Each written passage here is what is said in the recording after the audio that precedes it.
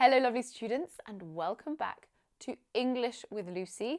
Today we are focusing on an advanced level of English. This is an advanced C1 level vocabulary lesson. We are going to deep dive into 21 advanced English words and phrases that will significantly elevate your level of proficiency in English. Now before we get started, I have two incredibly relevant things that I need to share with you. Firstly, I have created a free PDF for this lesson that contains all of the phrases we're going to talk about and a quiz so that you can test your understanding. Now, we're working on a very specific level of English. It's called the advanced level or the C1 level of English. For lots of students, this is the ultimate goal in English, but many of them don't actually know what they need to learn with grammar and vocabulary and listening and speaking to be able to say that they are at that level. I have developed an ebook, a C1 ebook that tells you all of the grammar, all of the vocabulary, all of the skills that you need to master to be able to say confidently that you are at a C1 level of English. Now it just so happens that on the 15th of May, I release the beautiful British English C1 program. This is my first ever advanced level English program. Nothing has been announced yet, but in this ebook, I have also included the curriculum for the program. So if you would like to download the PDF and quiz for today's lesson, the C1 ebook that will show you everything you need to achieve a C1 level, and you want to take a sneak peek at the curriculum for my brand new C1 program, all you have to do is go to the link in the description box.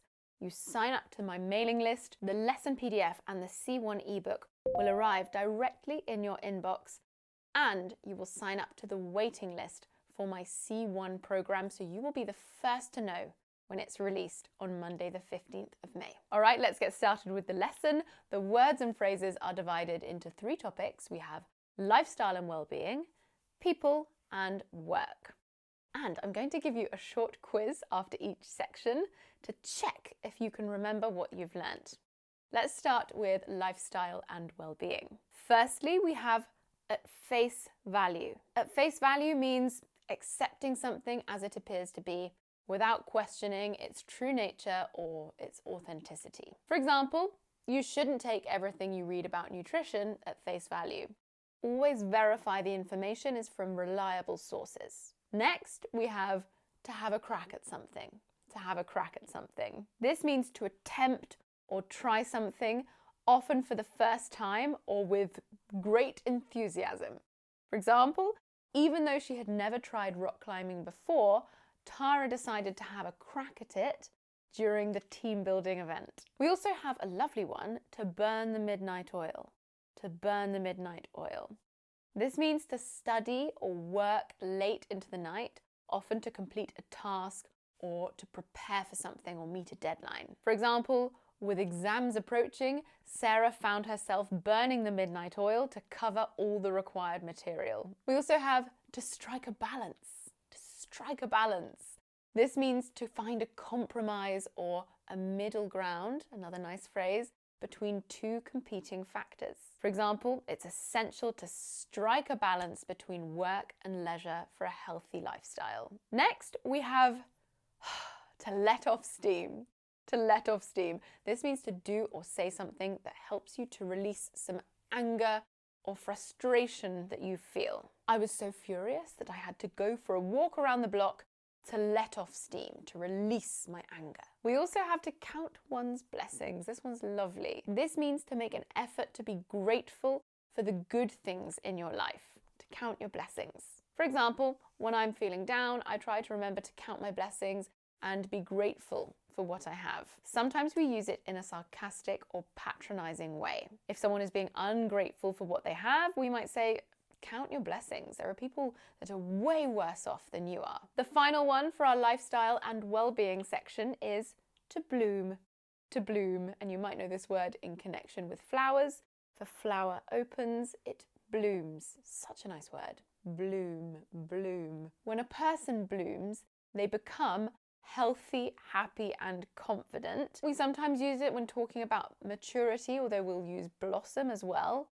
But it's a really positive phrase. Carl bloomed during his 6-week holiday in the countryside, thanks to the fresh air and healthy food. Okay, first break, first quiz. What can you remember from what I just taught you? Firstly, which word is missing from this sentence?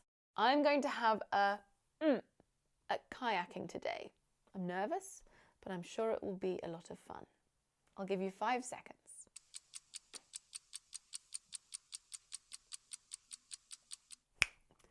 It's crack. Well done.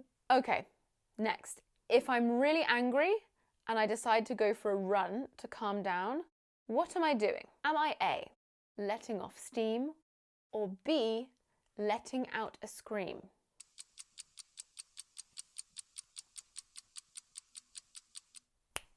It was A, letting off steam. Although if you said letting out a scream, I think people would understand you were releasing anger. Okay, and lastly, which of the words that I just taught you means to develop healthily and happily? Can you remember it?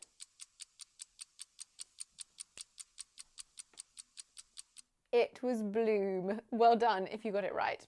Okay, let's move on to talking about people. First one, to stick one's neck out. To stick one's neck out. This means to take a risk or to expose yourself to possible criticism or danger by doing or saying something. For example, despite the controversy surrounding the issue, Jane decided to stick her neck out and support the new policy. Next, we have a knee-jerk reaction. A knee-jerk reaction. Have you ever been to the doctor and they hit your knee with a hammer and you just can't help but react? It's your reflex, isn't it? Well, a knee-jerk reaction is an immediate, automatic response to a situation, often without careful consideration or thought. For example, when we heard about the increase in crime rates, our knee-jerk reaction was to insist on more police patrols in the area. That was just the immediate gut reaction. We also have to split hairs, and I do have a few split hairs.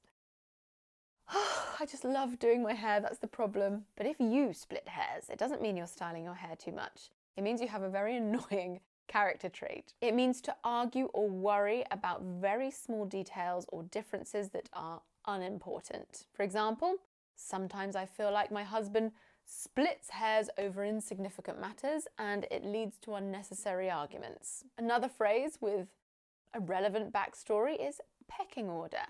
Pecking order. This is social hierarchy in a group in which all individuals in that group are aware of how important everyone is, the different levels of important. And I presume that this comes from chickens or birds. An example, there's a clear pecking order in their group of friends, with Sally being top of the pile. I was never top of the pecking order at school. I just didn't have it in me. Now, the next 3 words are adjectives used to describe people, and the first one is shrewd. Shrewd. And this describes someone who is good at understanding and making judgments about situations. They're often quite good at taking the emotion out. A shrewd person is able to make decisions that will give them an advantage. For example, Claire was a shrewd business person and she made several wise investment decisions when she was still young. Next, number 13, we have obstinate. Obstinate, and notice how I pronounce it with a schwa at the end. Obstinate, not obstinate. This means refusing to change your opinion or actions despite people trying to make you do so. We could also say stubborn in a way. It's often used for children. Henry was a very obstinate teenager and he consistently refused to admit that he might be wrong about something. An extra little Lucy's note here. I've seen some students mix up obstinate with another advanced adjective, abstinent. Abstinent. It might be the combination of T's and N's, but abstinent has an entirely different meaning. It means to refrain from indulging in a particular behaviour. This is often related to vices or bad habits. You abstain from doing something. Our final word in this topic is placid. Placid with the S sound, the soft C. We use placid to describe someone who's very calm and isn't easily excited or annoyed. Despite the hullabaloo around her, Ali remained placid and continued with her work. It's quiz time. It's quiz time. Can you answer these 3 questions? I'm going to give you 5 seconds to answer each one. Firstly, which word is missing? My knee reaction to hearing my son had been arrested was to be utterly livid. Jar, jam, jet, or jerk?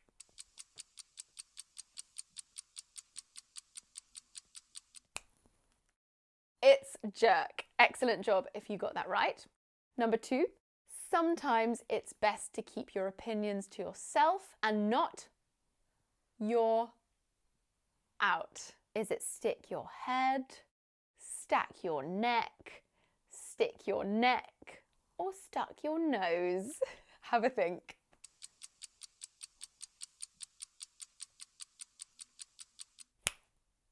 Stick your neck out. Don't stick your neck out or they'll chop your head off. And the third one, which words that I just taught you are synonyms for these words? Calm and stubborn. Which 2 words are synonyms?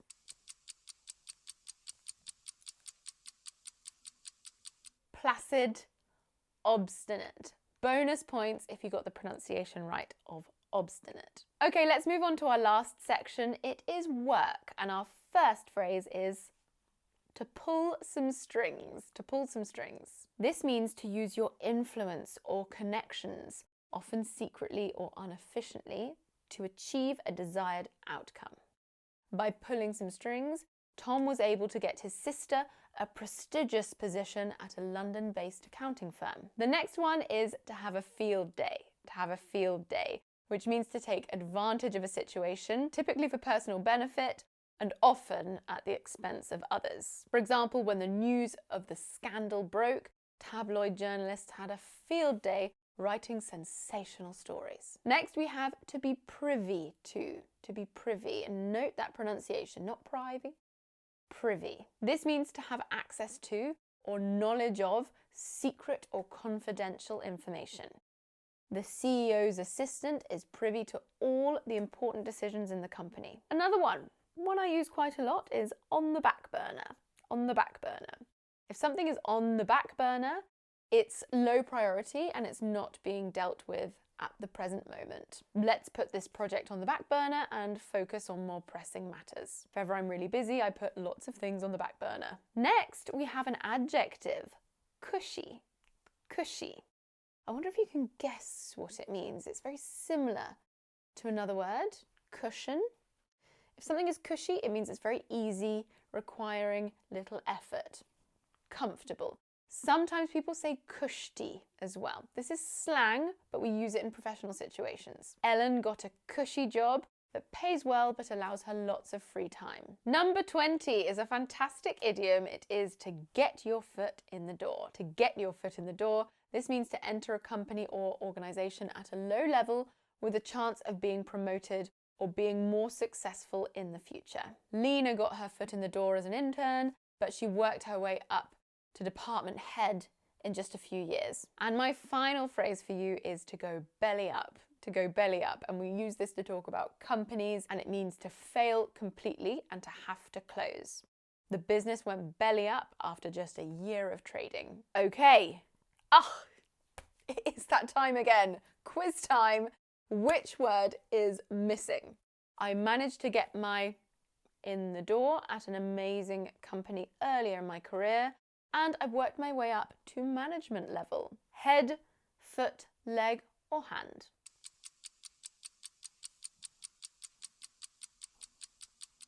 Foot. You get your foot in the door. Number 2. You know the Prime Minister, right? Can you pull some and get me an interview with her? Is it strikes, strides, streams, or strings?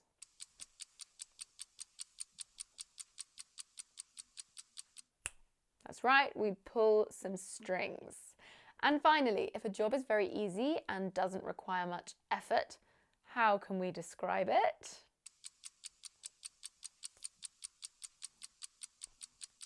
Cushy.